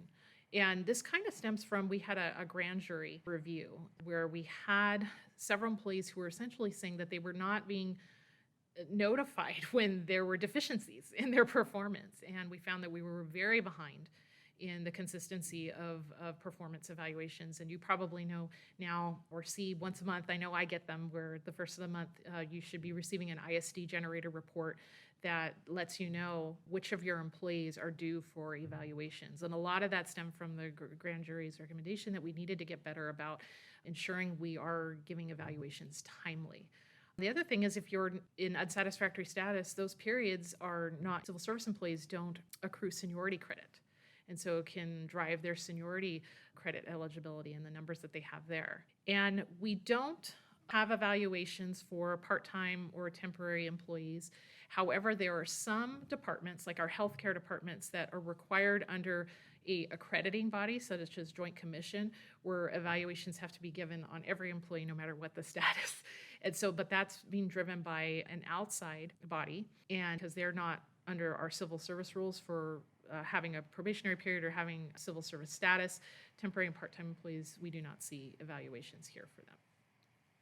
And Rachel, if I could just add to that, there is a comment along those lines about part-time, and you answered their question.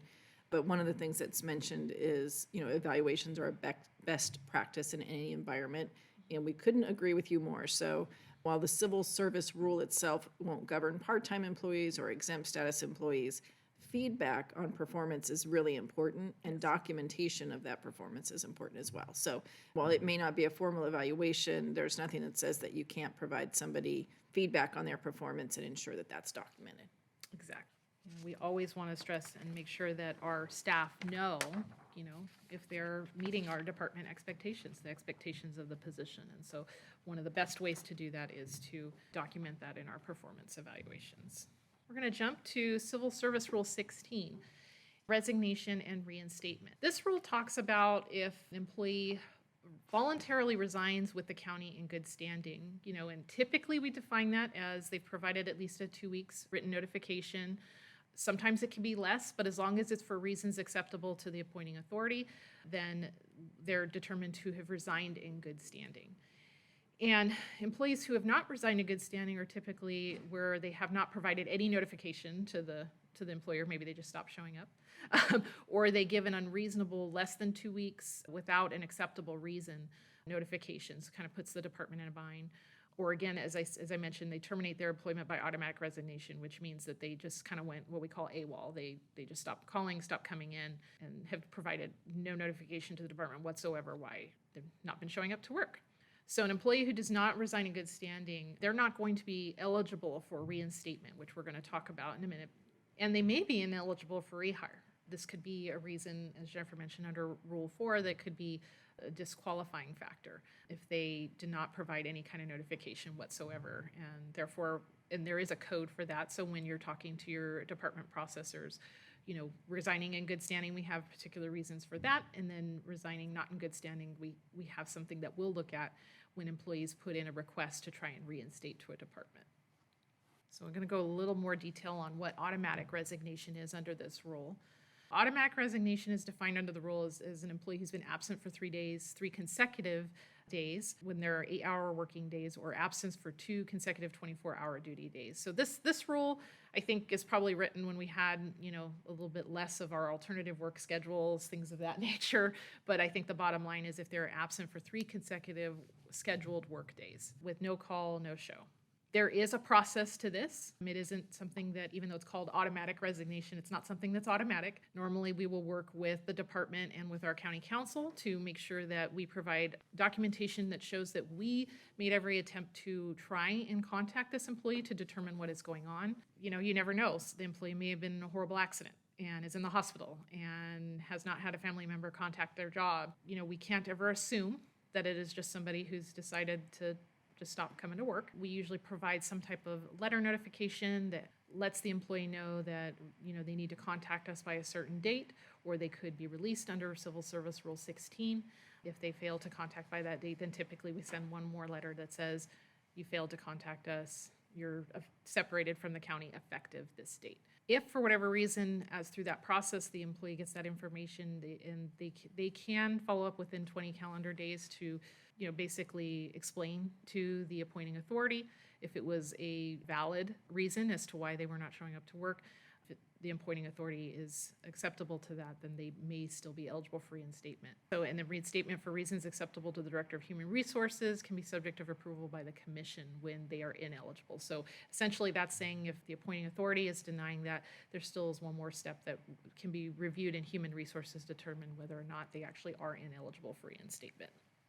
If during the automatic resignation through this appeal process that it does determine that the employee can in fact reinstate into their position, their county service is treated like a leave of absence. And so there's no break in county service, but that's only if they're going through this appeal process and when through this means separated under automatic resignation.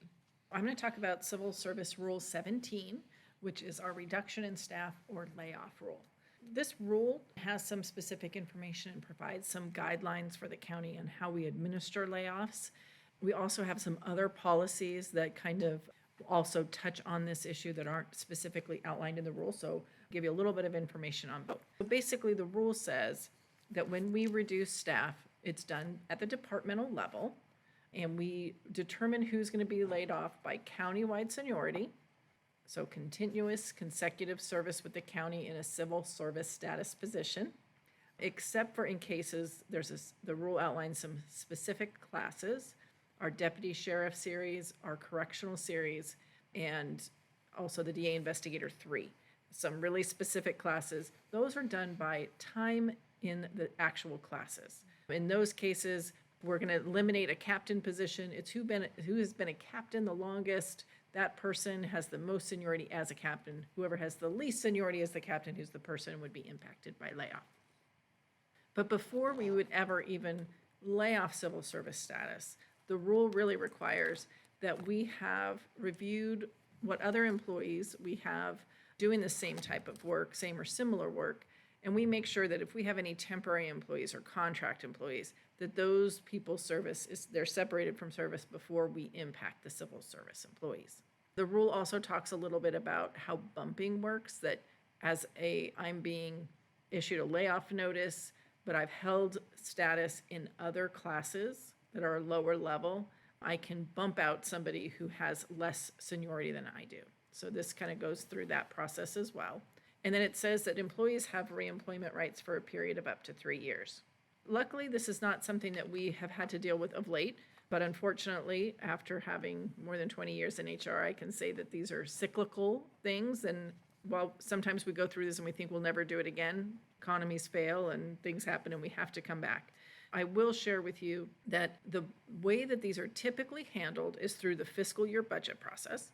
Now, there have been times where funding dries up or there's some urgent fiscal issue that requires us to consider it outside of the budget cycle, but it's still something that's worked between the department, the county administrator, human resources, and ultimately the Board of Supervisors is the one who is approving the actions to delete the allocations, which creates the layoff.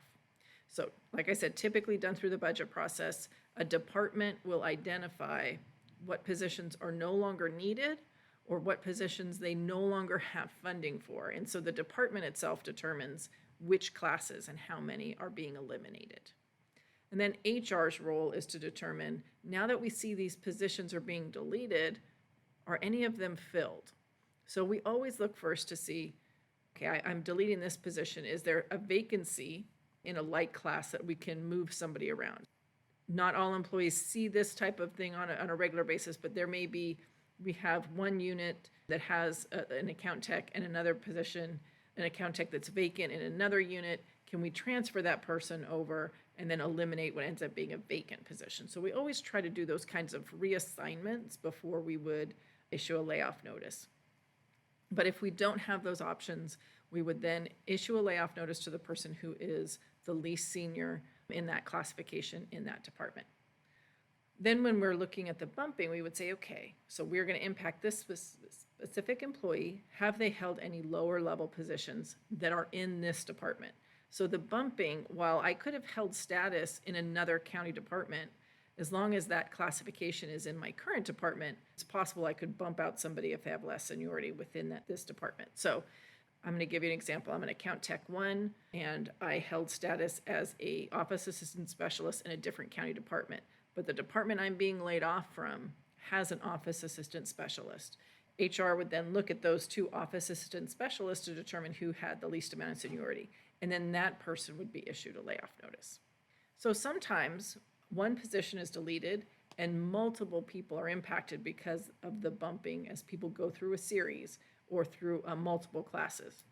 It is possible for somebody to get issued a layoff notice or be on a reemployment list for multiple classes. So I'm being laid off as that account tech 1, but I have less seniority than the current incumbent of the OA specialist. And so I'm going to be laid off as an account tech 1 and an OA specialist.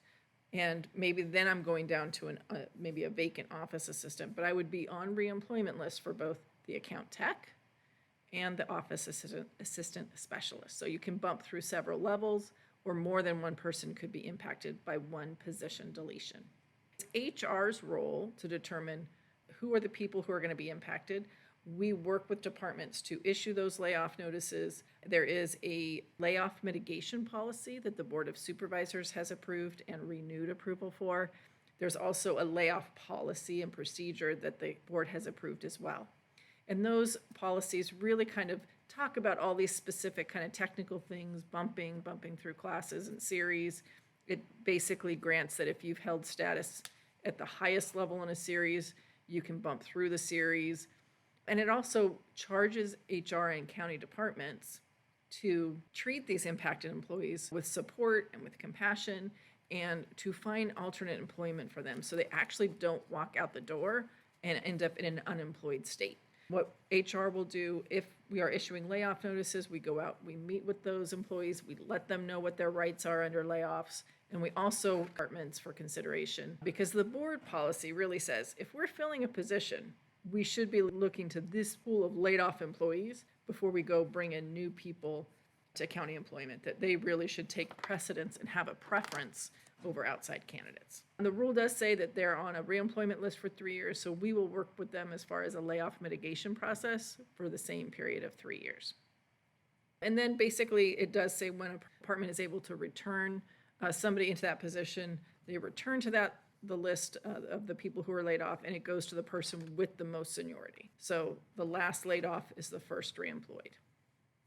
Very often when HR hears people talking, probably not you guys, but out there in county land, but when we're talking to managers and supervisors, the terms that they use sometimes are a little technically off, and they have a lot of really important rights that go along with them. So a reinstatement versus a reemployment, they're very commonly confused. And so we just thought it would be helpful to kind of go through a little bit of how they're the same and how they're different.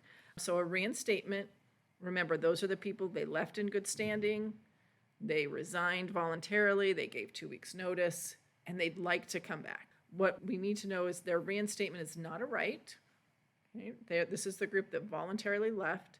When they come back, if we're able to reinstate them, their seniority is going to start over again. It was a real break in service, so their seniority clock starts all over again. They were zeroed out, we're going to start back.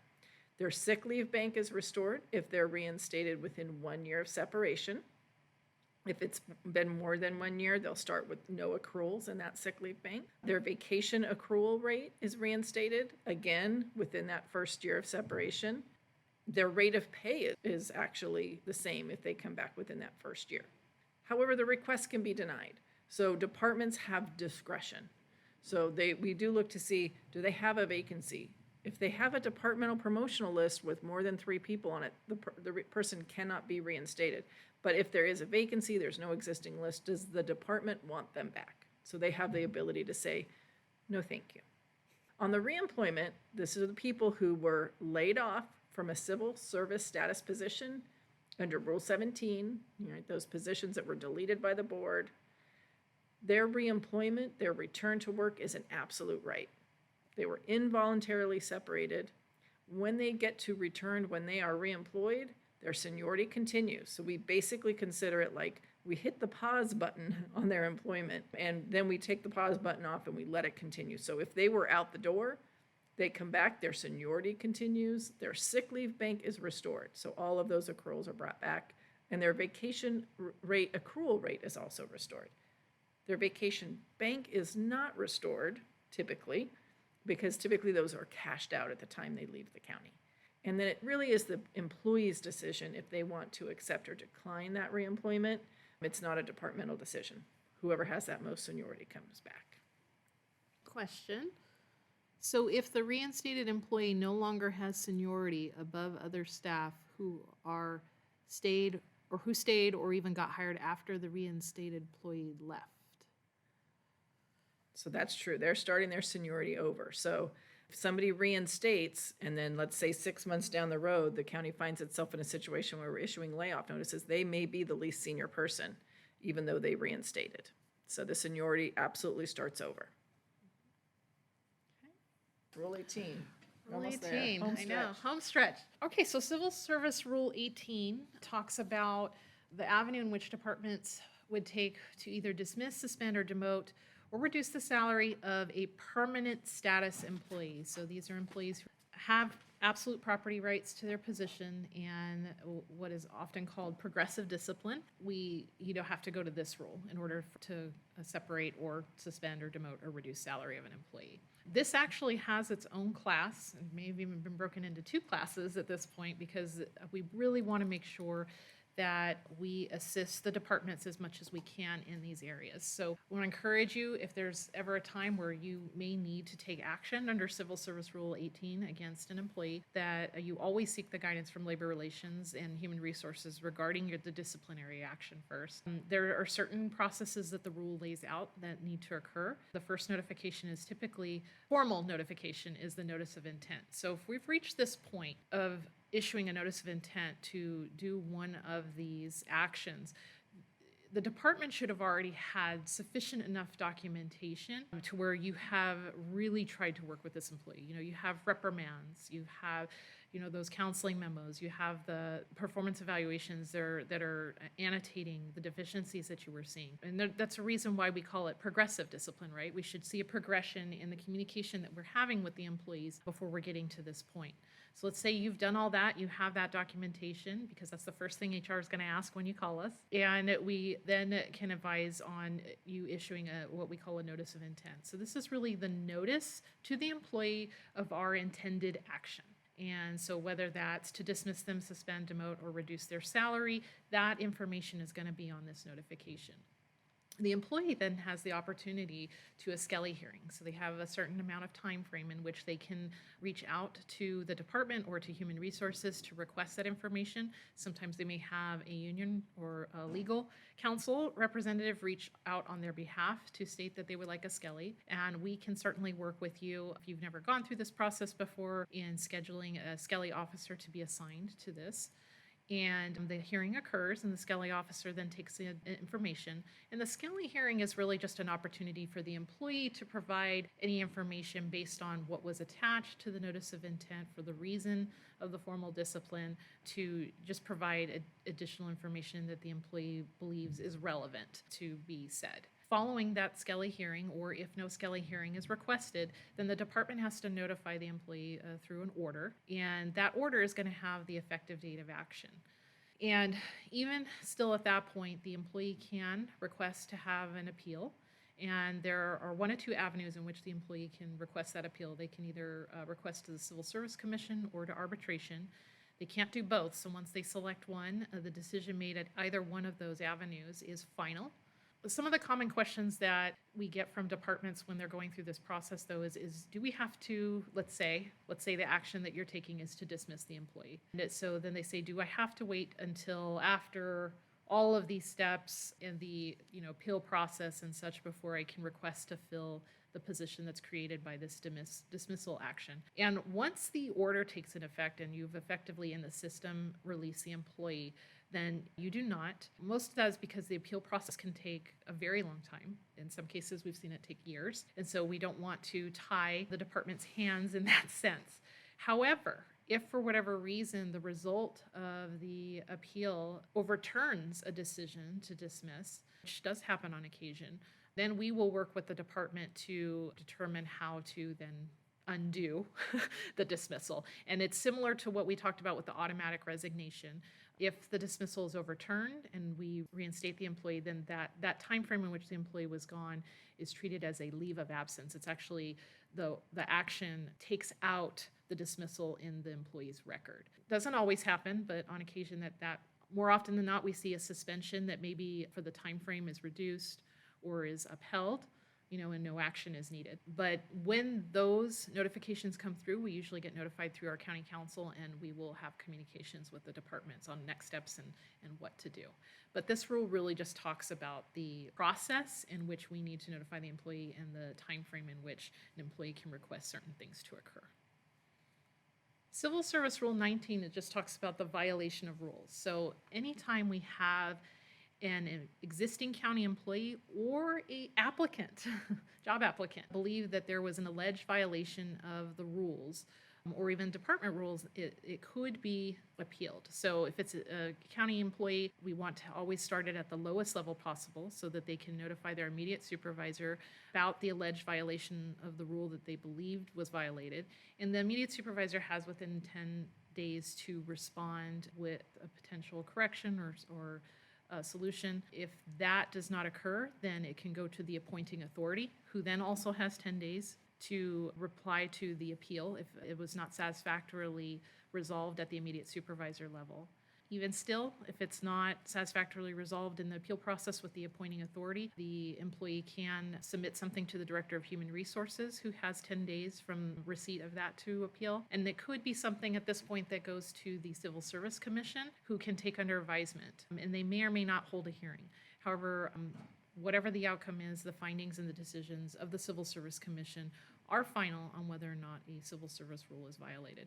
We don't really see this one very often. Normally, it's more instances of MOUs. So Even though this is Civil Service Rule 19, it's also just really important for you as managers and supervisors to make sure that you're reading the MOUs of the staff that your staff are covered under, to make sure that there are ever complaints or grievances under that process, that you follow those guidelines as well.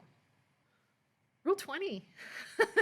So this does talk about the fact that we actually have a EEO Rule 20 HRLA course as well. But again, Rule 20 talks about the fact that also employees or applicants, job applicants, can look to this rule to ensure that we have not violated anything that falls under the protected classes under EEOAC, whether that's through the recruitment testing application process or in hiring interview processes. That's why we want to make sure that even when you're conducting your hiring interviews, that you're asking valid questions that are based on the knowledge, skills, and abilities to effectively perform the position. And it isn't what's your favorite baseball team or, things like that. And then this also has the steps in which, if they want to file a complaint under Civil Service Rule 20, the steps in which they can do so. All departments should have EEO coordinators that are assigned to you. If you don't know who your department assigned EEO coordinators are, then I recommend in your role as manager or supervisor that you learn who those are. There's also, I think, a listing of the EEO coordinators on our HR website if you wanted to look there. They typically are kind of the informal intake individuals for your office. Just know under this rule, if you have an obligation as a manager or supervisor to make sure that if there's anything that could potentially be something that falls under this rule, that you act accordingly. Oftentimes we may have staff that come to us and they vent something, and then they kind of follow it up with like, oh, but I just needed to vent. I don't really want this to go anywhere. I don't really want anything to happen. I just really felt like you needed to know. Them telling you the information, and if it is something that could fall under Rule 20, is under federal guidelines, state guidelines eyes, you've been put on notice. And you cannot, as a manager or supervisor, not act or handle the situation accordingly. So even if somebody is saying, no, I don't want to go there, once they've shared the information with you, you have technically been put on notice. As mentioned, the EEO coordinators at the department level, that tends to be the informal process. Depending on the situation or the alleged violation, it could be something that goes directly to a formal complaint process, which those are actually handled with our EEO staff here in Human Resources. All right, you guys made it. That is it. Thank you. Thanks, everybody.